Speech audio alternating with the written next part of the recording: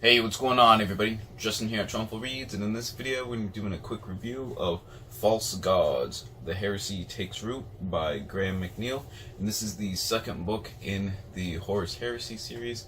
If you guys don't know about that, I'll leave a link to Horus Rising, the first book in the Horus Heresy series, but just like a quick, one sentence overview is basically there's a giant galactic civil war in the year 30,000 or something like that between different forces of mankind all over the galaxy, stuff like that basically. So I have been enjoying this series quite a bit. This is the fourth book in the 50 something book series that I've read.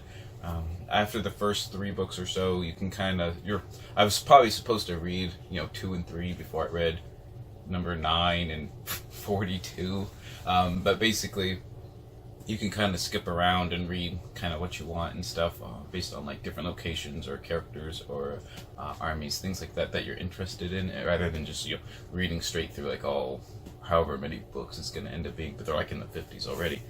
But anyways, this is the second book in the series, like I said, and we're still following the Luna Wolves and Horus Lupercal, who is the Primarch of that army, or that legion. And obviously that's where the Horus Heresy comes into play. The main protagonist is still Garviel Loken, the 10th captain in the Luna Wolves, and sort of his still kind of questioning, the Legiones Astartes, the legions, of kind of what the role in the galaxy really should be, that sort of thing, rather than just bringing every single civilization they come into compliance. Like, kind of why are they really doing that, and do they really, does the Imperium of Mankind really need to be going out, basically just taking over everything, stuff like that. Like in the first book, I'll leave that, like I said, I'll leave that review down below. Themes of like colonialization stuff was a big sort of prevalent theme kind of in the background the whole time. In this one, it's there's some themes of more of basically like baser human conditions and stuff kind of going on. Just kind of like mankind, just sort of vices, just kind of always in the shadows, I guess you could say. And even though, like I said, or I've said before, like the Legiones Astartes, they're the Space Marines are like superhumans almost in a way. They're bigger, stronger, faster, smarter, this and that, everything. They're augmented with their parasuits, all that kind of stuff. They are still kind of people. I mean, they're not like regular humans per se, but they are still, like, they are still like part of humanity, I guess, if that makes any sense. So like I was saying, it's kind of the baser human condition is kind of always in the background in this book, kind of as a deeper theme. For example, obviously with Horus Lupercal, basically it's kind of ambition and drive, even if it is for a good cause.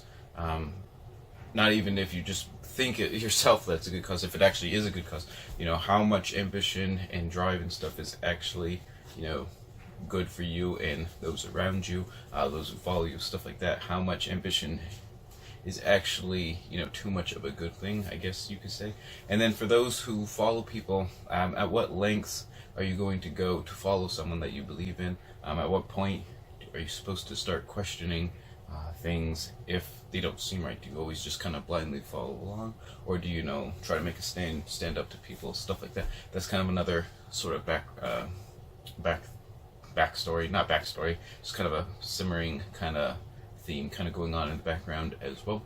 So like I said, I thought it was pretty cool how it was a kind of a slightly different theme than the first book. I mean, obviously, like the whole concept of like colonialization stuff is still obviously present. I just felt like kind of these more like I said, kind of darker areas of humanity, kind of like always kind of bubbling up, I guess.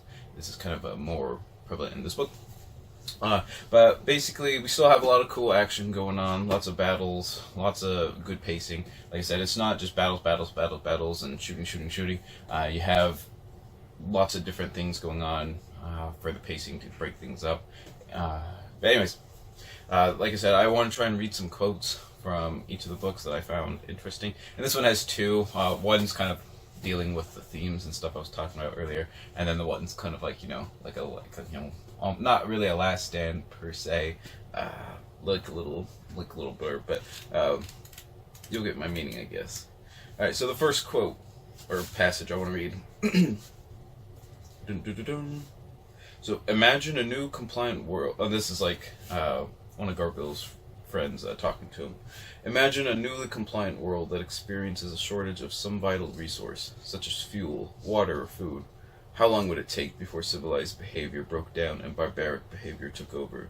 Would human selfishness cause some to fight and get that resource at all costs, even if it meant harm to others and trafficking with evil? Would they deprive others of this resource or even destroy them in an effort to keep it for themselves?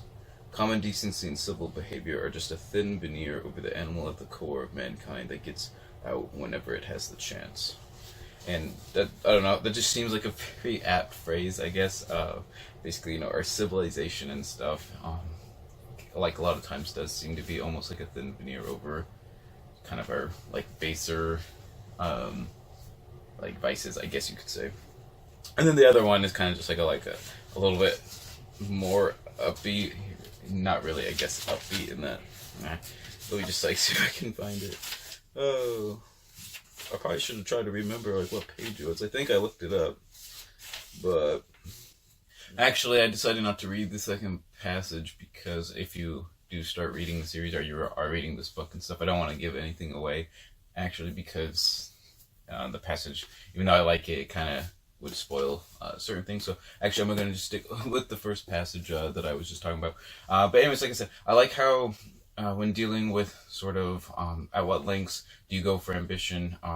At what point does it become like unhealthy and more of a, you know, a detriment and a vice? And then those who are part of a cause or kind of like hangers on or followers of someone, at what point should they kind of stop blindly following some sort of ideal or that person's ideal? And it's kind of interesting seeing how different people, when they come to grips with certain things, some will blindly follow just because that's just either the way it's always been done, or they don't really want to think about it, or they don't want to come to terms with changing circumstances, things like that.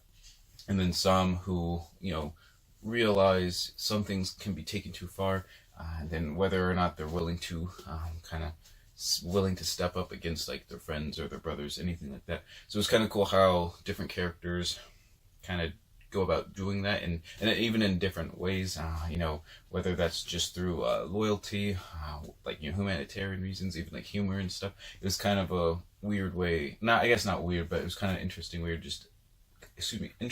to see the different facets of how one can go about dealing with the exact same problem of a person kind of around them, and they're like kind of just like lust for ambition and stuff. So I thought that was kind of cool. So overall, I really did enjoy this book. Like I said before, the pacing I think is really well done, at least in the ones that I've read so far. It's not, like I said, it's not just constant action and battles and stuff, but there's like lots of kind of breaks in between. We even have different character perspectives in all the books. For example, besides just Garville Loken's character, which I think is pretty well developed between the first book and this book, we also have character viewpoints from people such as like poets, for example. So you get lots of different kind of perspectives from the events that are kind of going on around everybody, I guess, if that makes sense. It's not just kind of the Legion's perspective, if that makes any sense.